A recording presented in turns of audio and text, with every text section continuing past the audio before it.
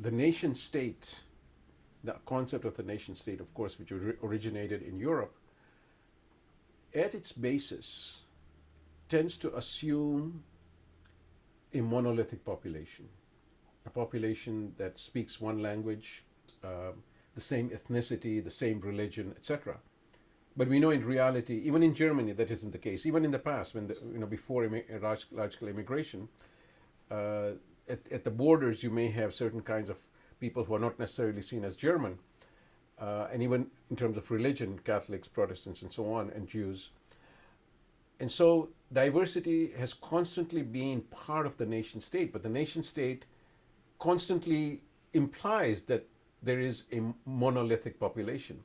In Canada, it was easier to accept the diversity because it is, many politicians have described it as a nation of immigrants. Of course, if you go back a century, it also saw itself as a white man's country. In fact, prime ministers used to call it that. But that has changed over time, and especially, as I said, since multiculturalism in the 1970s. So there has been an effort to limit the idea of the monolithic nature of the population. There still is an implicit idea that this is a bicultural nation founded by the British and the French as the founding peoples.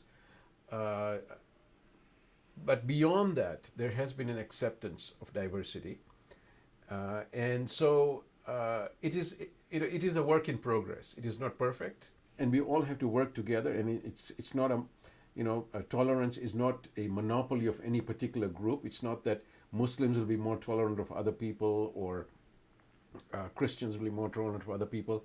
Everyone makes these mistakes. People have stereotypes in their minds.